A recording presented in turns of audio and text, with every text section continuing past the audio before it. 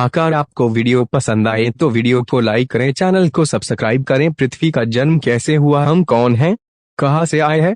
यह जमीन, आसमान, यह पानी, झरने, पहाड़, यह सब किसने बनाए हैं? हम सही में है या सिर्फ हमारा भ्रम है? यह सब कैसे बना? यह सब सवाल हर इंसान के मन में सदियों से चल रहे हैं। आज जब हम इतने सक्षम हैं कि हमारे भविष्य का निर्माण खुद कर सकते हैं, तो हमें हमारा इतिहास भी जान लेना चाहिए। इस पोस्ट में हम ब्रह्मांड के जन्म से लेकर इंसानों की उत्पत्ति और भविष्य तक की सारी संभावनाओं की चर्चा करेंगे। हमारे ब्रह्मांड का जन्म कैसे हुआ? हमको जो आज जीवन मिला है वे हमारे ब्रह्मांड की देन है। आकाश में जितने भी ग्रह और तारे हैं वे सभी हमारे ब्रह्मांड का हिस्सा है। हमारे ब्रह्मांड का नाम मिल्की वे है, जो करोड़ों सालों से अस्तित्व में है। यहाँ हर दिन नए तारे बनते हैं और पुराने खत्म हो रहे हैं। हमारा ब्रह्मांड भी एक दिन खत्म हो जाएगा, जिसमें सूर्य और पृथ्वी भी आते हैं। हमारा ब्रह्मांड इतना बड़ा है कि जिसकी हम कल्पना भी नहीं कर सकते। इसका कोई अंत नहीं है। इसका जन्म लगभग 13.8 अरब साल पहले एक छोटे से बिंदु से हुआ, जो एक ऊर्जा का स्रोत था। किसी कारण से इसमें विस्फोट हो गया और इसकी ऊर्जा ब्रह्मांड में चारों ओर फैल गई। आप और हम सब इसी ऊर्जा से बने हैं। इस विस्फोट से हाइड्रोजन, हीलियम जैसी गैसों का जन्म हुआ और इससे परमाणु बने। यह परमाणु आपस में टकरा गए, जिससे प्रकाश रूपी तारों का निर्माण हुआ। कुछ सालों बाद तारों में विस्फोट हुआ, जिससे हमारे सूरज का जन्म हुआ और बहुत सारे टुकड़े सूरज के चारों ओर चक्कर लगाने लगे।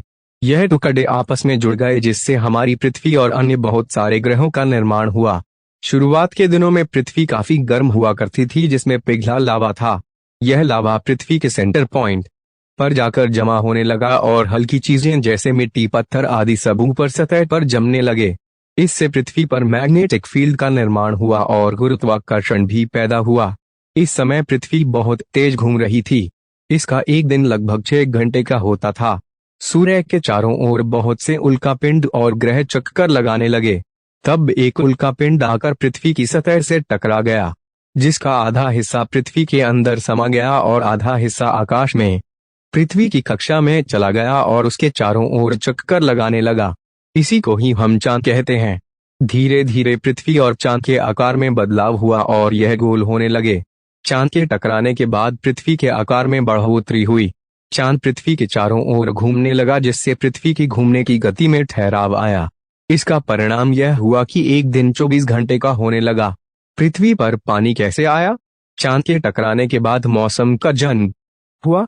पृथ्वी से उठने वाली वाष्प वायुमंडल में जमने लगी, जिससे कई लाख सालों तक पृथ्वी पर बारिश हुई और महासागर बने। कुछ चीजें जो हल्की थी वह पानी के बाहर आ गई, जिससे महाद्वीप बने। शुरुआत में सभी महाद्वीप आपस में जुड़े हुए थे, बाद में भौगोलिक बदलाव के कारण इनमें बदलाव आते गए। इंसान का जन्म कैसे हुआ? लोग कहते हैं कि हम बंदर के वंशज हैं, पर क्या आपको यह पता है कि हमारी पृथ्वी पर बंदर कहाँ से आए? सबसे पहले समुद्र में एक डीएनए वाले सूक्ष्म जीव पैदा हुए। उसके बाद समुद्र में ही इन जीवन से मछलियों का जन्म हुआ। कुछ जीव सालों बाद समुद्र से निकलकर जमीन पर रहने लगे, जैसे डायनासोर आदि। इन्हीं में बदलाव हुआ और बहुत सारे जीव जैसे बंदरों की प्रजातियां पैदा हुई। उसमें से एक प्रजाति बहुत ही बुद्धिमान थी, जो 2 पैरों पर चलती थी। इसी कारण उनके हाथ खाली रहते थे, जिनका उपयोग यह कुछ नई चीजें, हथियार वगैरह बनाने में किया करते थे। यही जीव आगे बनकर मनुष्य बने, जिसे आज इंसान कहा जाता है।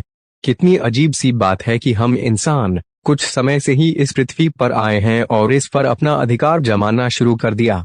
पर हमें यह नहीं पता कि हमें प्रकृति ने जन्म दिया है, और अगर हम प्रकृति के नियमों को तोड़ेंगे तो यह इसकी सजा हमें जरूर देगी।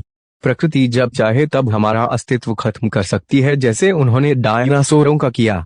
अगर आपको वीडियो पसंद आया तो वीडियो को लाइक करें, चैनल को